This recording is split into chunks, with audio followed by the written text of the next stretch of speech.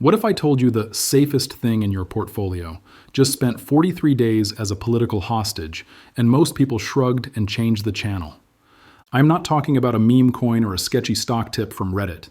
I am talking about United States government debt, the asset every finance textbook calls the risk-free rate, the base layer under your mortgage rate, your 401k, your savings, and your money market fund. During one of the longest government shutdowns in U.S. history, politicians in Washington kept parts of the government closed and told the world, "Relax, this is just politics, treasuries are fine." Wall Street smiled and said, "We've seen this movie before." But think about what that really means. The largest debtor in human history was effectively saying, "We could pay everyone on time. We're just turning this into a game of chicken to win a domestic fight." That is not a crisis of money. That is a crisis of will.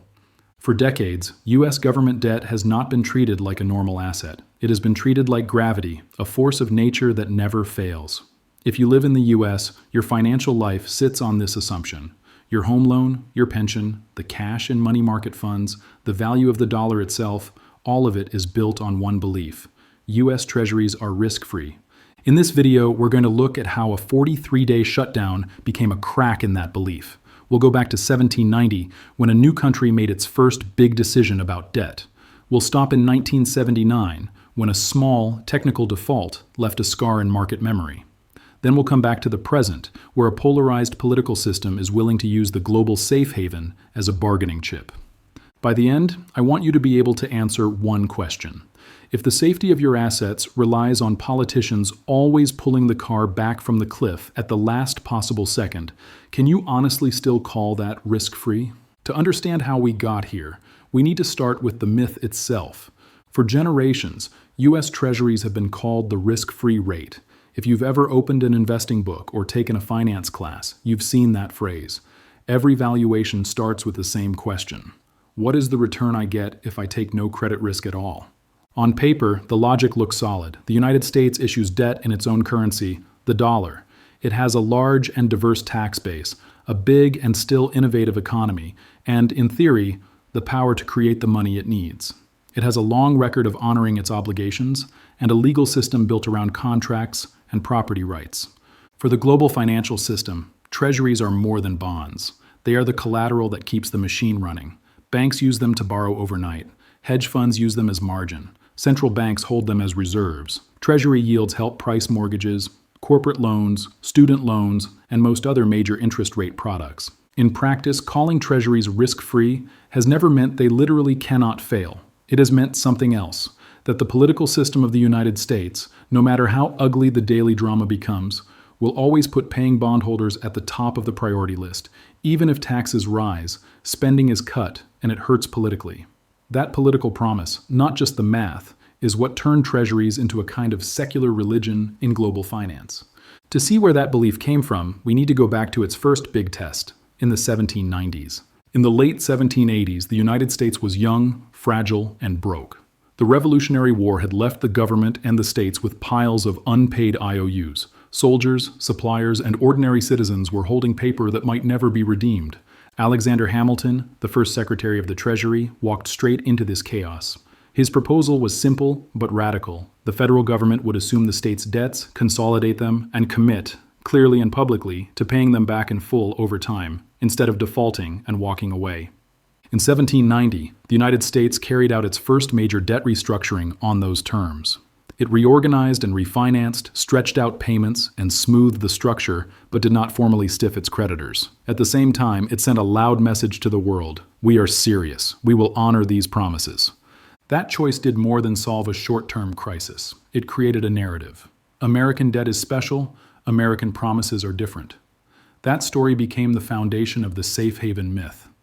Now fast forward almost 2 centuries to 1979. Most people have never heard of this moment, but bond traders and financial historians still remember it. That year, the United States experienced what is now called a technical default. There was no war, no revolution, no economic collapse. The problem was paperwork and systems. Because of a processing backlog, a rush of small investors buying new treasury bills, and computer issues at the Treasury Department, a batch of payments on short-term treasuries was delayed. Investors eventually got their money, plus extra interest.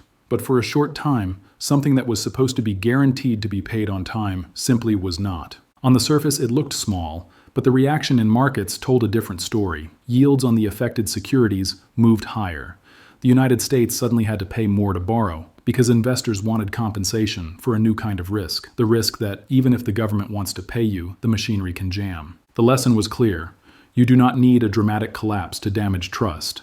A few days of delay, even from just technical issues, can leave a scar in the pricing of supposedly perfect debt. Now jump again to the present and to that 43-day government shutdown. This time, the story is not "we have no money" and not "our computers broke." This time, the message is "we're keeping the government partially closed because our political system is locked in a permanent knife fight and neither side wants to back down." On television, the shutdown looks familiar. Some agencies stop operating. Hundreds of thousands of workers miss paychecks. Families cancel trips because national parks are closed. Commentators shake their heads and say, "We've seen this before. They'll figure it out." Here's what you do not see in the headlines. During those 43 days, the U.S. is still rolling over debt every week. Treasury auctions continue on schedule. Money market funds keep buying bills that mature in weeks or months. Central banks around the world are still sitting on trillions of dollars of treasuries. Everyone who touches that system, from a giant pension fund in Tokyo to a small regional bank in Ohio, is quietly forced to ask a question. What if this time the calculation is off by just a little? A shutdown is not the same thing as a legal default. Under current rules, the Treasury Department can still prioritize interest payments on bonds, even if other parts of the government go dark. U.S. officials repeat that line again and again. They say, "We will always pay our bondholders." That reassurance hides three uncomfortable truths. First, prioritizing bond payments does not create new money. It simply pushes pain somewhere else. Someone does not get paid on time. Maybe it is a tax refund, a highway contractor, a research grant, or a social program. Those choices do not always move bond prices right away, but over time they erode economic strength and the political willingness to keep meeting every obligation. Second, the Treasury market is a moving river, not a static lake. It is a constant process of issuing new debt and retiring old debt. Bills, notes, and bonds mature and are replaced every single week. Even the hint that a specific future date might be wrapped in political drama changes how investors treat securities that mature around that date. You can see this in the yield curve during these standoffs, when bills maturing near a potential X date start to trade at a discount and their yields jump.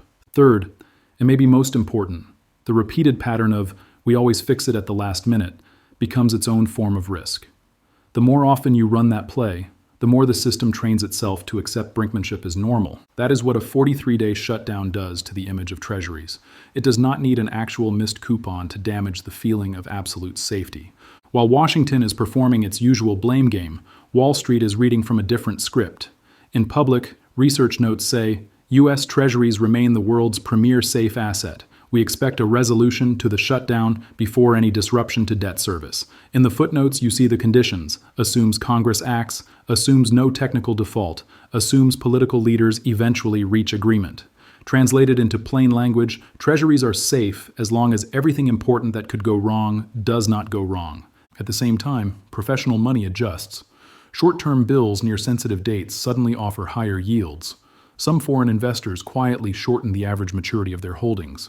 Demand rises for alternative collateral like other countries' government bonds and high-grade corporate paper. Inside big institutions, risk teams run new stress tests, and regulators quietly ask what happens if payments are delayed for a few days. This is how a 43-day shutdown turns from a budget fight into a global stress test. It becomes a live fire drill that forces every serious player in the system to rehearse a scenario they are not supposed to think about. Now step away from trading screens and look at the human side. For hundreds of thousands of federal workers, a shutdown is not an abstract macro story. It is a missed paycheck and a stack of bills. People use credit cards for groceries and hope the limit holds. They call landlords and ask for more time. Contractors who rely on government projects see work halted. Local businesses near government offices lose a big chunk of daily customers. On paper, treasuries and their retirement accounts are risk-free. In their actual lives, nothing feels risk-free at all. Globally, something similar happens on a larger scale. Pension funds, insurance companies, and sovereign wealth funds on every continent rely on treasuries as the backbone of their safe portfolios. When they watch the United States flirt with using its own debt structure as a political weapon, they do not make speeches. They quietly change their models and add a line that says, U.S. Treasuries are still core holdings, but now carry political event risk. That does not mean the world dumps dollars and treasuries overnight. That is not how a reserve system unwinds. What happens instead looks like slow erosion. A little bit of reserves shifts into gold. A little bit moves into other sovereign bonds. A little bit moves into real assets and alternative stores of value. The simple statement, U.S. Treasuries are absolutely safe, has turned into a more cautious sentence. They are safe, as long as U.S. politics stays within certain lines. You might ask if there is a path that repairs all of this. In theory, yes. Lawmakers could end shutdown brinkmanship and build automatic funding so that even when Congress cannot agree on a budget, government operations and debt payments continue without drama. In reality, the incentives point the other way. Shutdowns, last-minute deals, and manufactured emergencies are now part of the political playbook, and each episode quietly shaves a little more off Treasury's reputation. So what does a rational person do with this information? The answer is not to panic and move everything into a bunker. The answer is to stop treating any single political system as if it were a law of physics. If most of your long-term wealth is built on the idea that the United States will always behave prudently, you are not diversified. You are making one giant political bet. You can start by watching your concentration. Ask how much of your portfolio is tied to one assumption about one country. Think about time. The longer the maturity of the bonds you hold, the more election cycles, shutdown threats, and debt ceiling fights they have to survive. Shorter-term instruments give you more chances to adjust as reality changes. Look at assets that do not rely on a single government's promise to pay. Gold, certain real assets, ownership in companies with cash flow in multiple regions and currencies.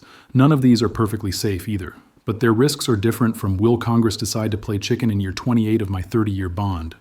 Most of all, you should at least run the scenario that everyone else avoids. Ask yourself, what if the thing everyone assumes cannot happen actually happens once? You do not need to be certain that it will. You only need to accept that even a small probability changes the meaning of the word safe. Now we can connect the 3 dates we started with. In 1790, the United States used its first debt crisis to tell the world, we are a serious country, and we honor our obligations. That choice bought it decades of trust and cheap borrowing. In 1979, a technical default showed that even a superpower can stumble over its own systems. The amounts were small, but yields rose, and the memory stuck. In the modern 43-day shutdown, the message is different. The government is not broke, and the computers are not failing. Instead, the political system is signaling, we are willing to bring the world's safe asset right to the edge of the cliff to gain leverage in our internal fight.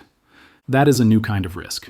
It is not about the ability to pay, it is about willingness, coordination, and basic competence. For a long time, investors treated treasuries as if they floated above politics. The truth is that they are now sitting right in the blast radius. So the next time you hear someone say, U.S. treasuries are risk-free, translate that sentence in your mind. Say to yourself, they are backed by a political system that has not failed yet, but keeps testing how close it can get.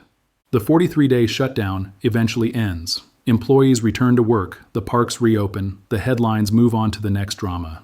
But on the spreadsheets of central banks, in the models of hedge funds, and in the quiet decisions of pension committees and insurance companies, something has changed. U.S. Treasuries are still at the center of the system. They are still, for now, the least bad option in a risky world. What they are not anymore is unquestioned. This is not only a story about one shutdown, one president, or one party. It is a story about belief. When an entire global financial system is built around the idea that one asset is absolutely safe, that idea stops being a fact and becomes a kind of faith. A 43-day shutdown writes a new line in the footnotes of that faith, subject to political risk.